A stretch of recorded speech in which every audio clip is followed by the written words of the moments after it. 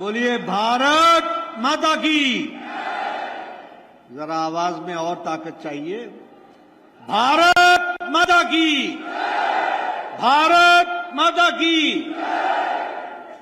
आज के इस विशाल जनसभा में मंच पर उपस्थित हमारे मध्य प्रदेश के लोकप्रिय, यशस्वी और आप सबके प्रिय मुख्यमंत्री श्री मोहन यादव जी, हमारे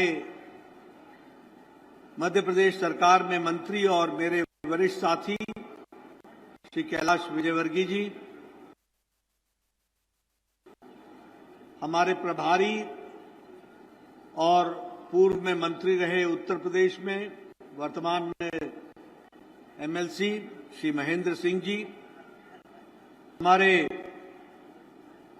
बहुत ही लोकप्रिय प्रत्याशी विवेक बंटी साहू जी, हमारे शेषराव यादव जी जिला के अध्यक्ष, कविता पाटीदार जी, दीपक सक्सेना जी हमारे पूर्व मंत्री, कमलेश शाह जी हमारे पूर्व विधायक, चौधरी चंद्रभान जी हमारे पूर्व मंत्री, यहां सम्मानित मंच और इतनी बड़ी संख्या में एकत्र आए देवी और सज्जनों और मेरे नौजवान साथियों, मीडिया के मेरे साथी, प्रिंट मीडिया और इलेक्ट्रॉनिक मीडिया के मेरे साथी, आज जब मैं छिंदवाड़ा की धरती पर आया हूं, इस वीर भूमि पर आया हूं, तो निश्चित रूप से जो वीर गाथाएं मैंने इस क्षेत्र की सुनी हैं, उन वीर वीरांगनाओं को सबसे पहले तो मैं नमन करके अपनी बात को प्रारंभ करता हूं।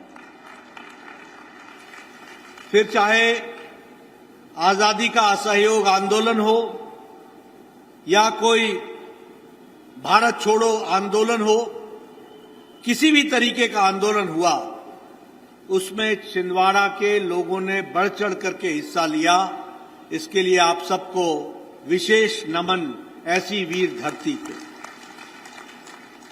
और मैं जब यहां आया हूं तो रानी दुर्गावती को भी मैं नमन करता हूं, जिन्होंने मुगलों के खिलाफ पूरी ताकत के साथ लड़ाई लड़ी और यहां के अस्तित्व को बचा करके रखा है। आज जो आपकी मैं संख्या देख रहा हूं, ये चुनावी सभा है, और जो मैं उत्साह देख रहा हूं और जो मैं तालियों की गड़गड़ाहट की आवाज सुन रहा हूं, वह मुझे तो उत्साहित कर ही रही है, लेकिन मुझे इस बात का आश्वासन दे रही है कि आपने छिंदवाड़ा में बदलाव का निर्णय ले लिया है।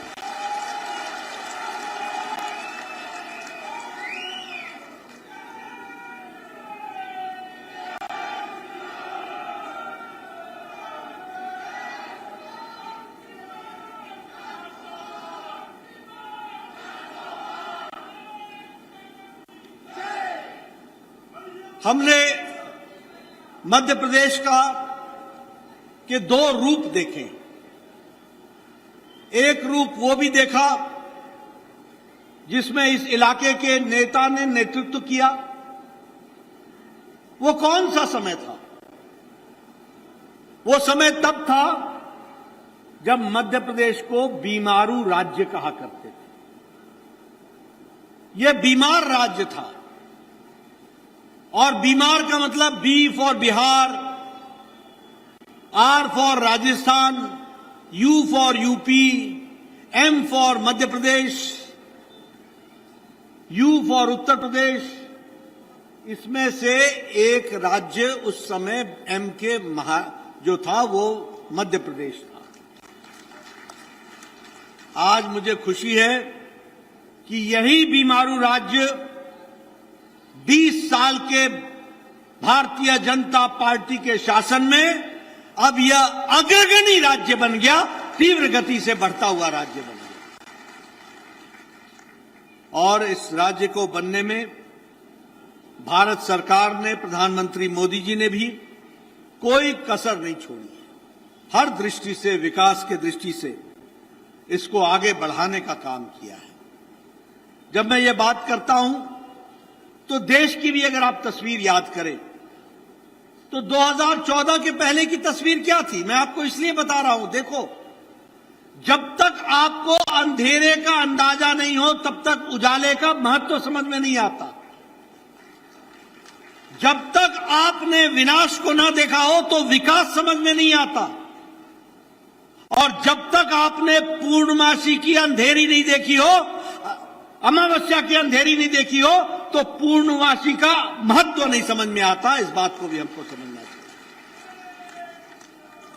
चाहिए। एक तरफ यह बीमारू राज्य था 20 साल पहले, और 2014 के पहले देश क्या था? आतंकवादियों का अटैक, आए दिन आतंकवादियों का अटैक होता था, हर दिन घोटाले हुआ करते थे, और नीतियां एयर कंडीशन कमरों में बना करती थी जिसका धरती से कोई लेना देना नहीं था।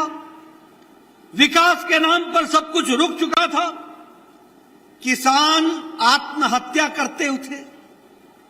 आज जिसे आप भूल गए वो किसान आत्महत्या करता था, और युवा बेचारा लाचार हालत में हमने देखा है। यह परिस्थिति हमने देखी है, और हमने 10 साल मोदी जी का भी देखा। यह 10 साल विकास का साल रहा। यह 10 साल सांस्कृतिक विरासत के उत्थान का देखा। ये 10 साल हमने किसानों को ताकत होते हुए देखा। ये 10 साल हमने महिलाओं का सशक्तिकरण देखा। ये 10 साल हमने गांवों को आगे बढ़ते देखा। ये 10 साल में हमने भारत को अग्रगणी देश के रूप में आगे बढ़ता हुआ दुनिया में देखा। यह भी हम लोगों ने देखा। मित्रों, प्रधानमंत्री मोदी जी ने, मैं बार बार बोलता हूं, राजनीति की परिभाषा, राजनीति की संस्कृति, राजनीति का ढर्रा, राजनीति का तौर तरीका, ये सब बदल डाला। 10 साल पहले राजनीति होती थी जाति के आधार पर। 10 साल पहले राजनीति होती थी धर्म के आधार पर। 10 साल पहले राजनीति होती थी इलाकावाद पर। 10 साल पहले राजनीति होती थी अगड़ा है कि पिछड़ा है, उत्तर का है कि दक्षिण का है, नदी के इस पार का है कि उस पार का है। भाई को भाई से लड़ाने का काम ये कांग्रेस पार्टी ने 67 साल 70 साल किया। लेकिन मोदी जी ने राजनीति के ढर्रा बदल दिया, संस्कृति बदल दी, परिभाषा बदल दी, तौर तरीका बदल दिया।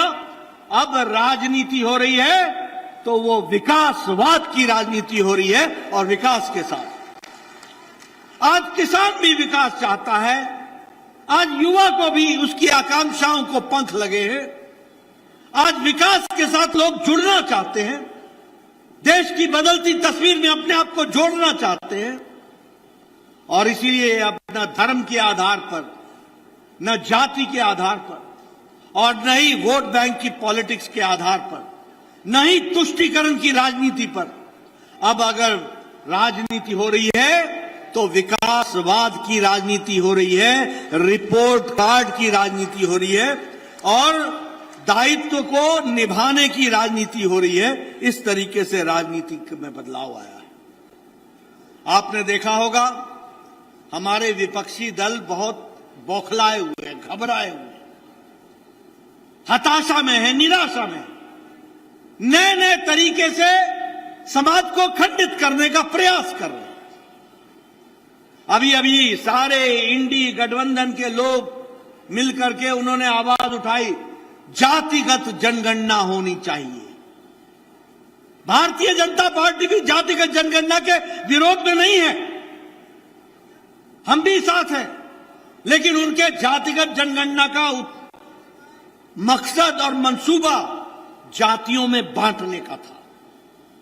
और ऐसे में प्रधानमंत्री जी ने कहा कि हम ज्ञान को लेकर आगे चलते हैं, और ज्ञान का मतलब होता है जी फॉर गरीब, वाई फॉर युवा, ए फॉर अन्नदाता हमारा किसान, और एन फॉर नारी शक्ति। ज्ञान गरीब, युवा, अन्नदाता, नारी शक्ति, इनका विकास अगर होगा तो देश का विकास हो जाएगा और देश को हम आगे ले जाएंगे।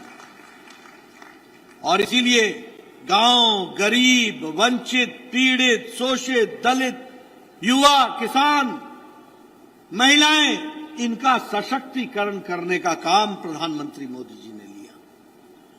और इसके साथ साथ मैं ये भी आपके साथ चर्चा करना चाहता हूं कि हमने सांस्कृतिक विरासत को भी ताकत दी।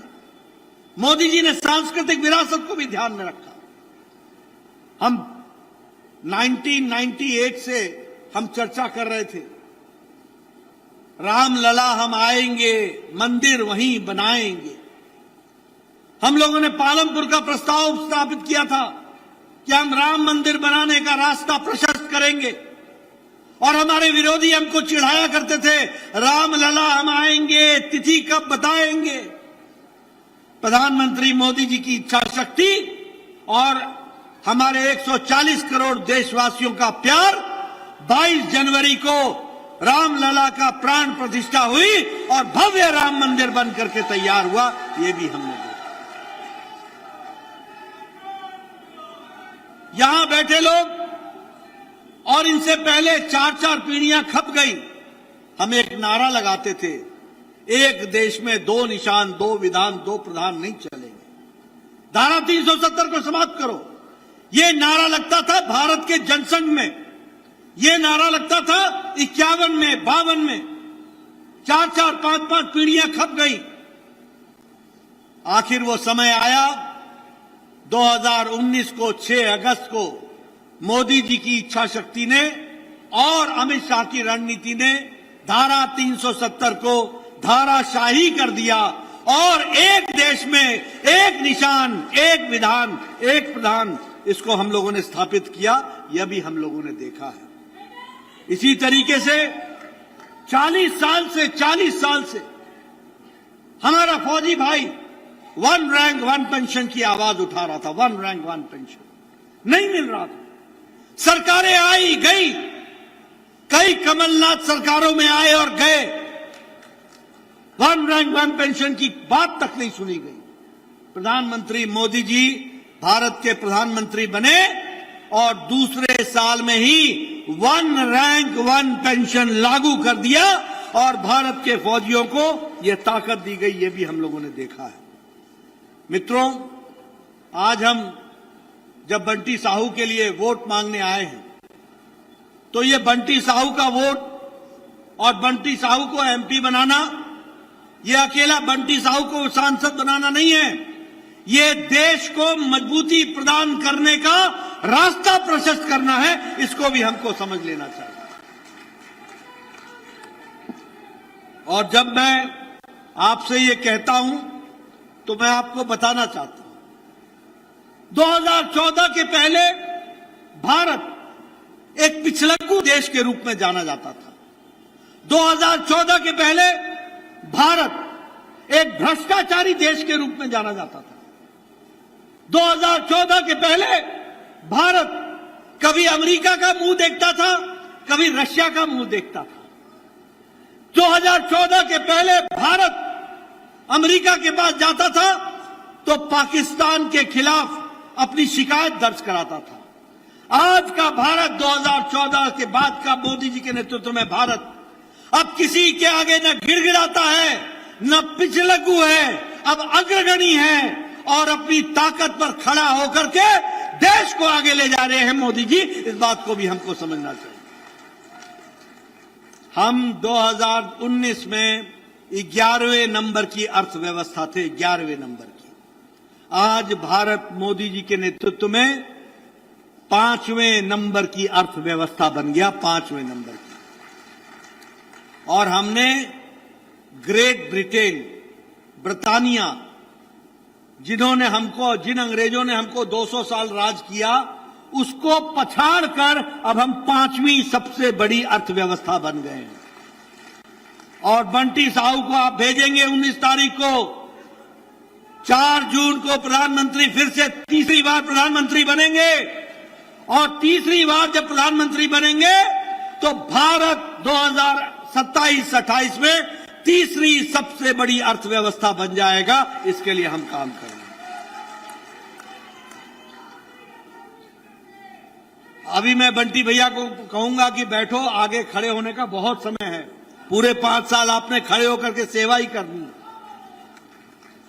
मित्रों, अगर मैं बात करूं इलेक्ट्रॉनिक्स में, तो इलेक्ट्रॉनिक का हमारा निर्यात एक्सपोर्ट 6 गुना बढ़ गया, 6 गुना बढ़ गया। अगर मैं बात करूं दवाइयों की, फार्मास्यूटिकल्स की, तो आपको जानकर खुशी होगी कि मोदी जी के नेतृत्व में भारत नहीं सिर्फ दवाई भारत के लिए बनाता है, बल्कि दुनिया के लिए भारत डिस्पेंसरी बन गया है। और 138% एक्सपोर्ट अब भारत की दवाई हो रही है। सबसे सस्ती और सबसे असरदार दवाई भारत बनाने लगा।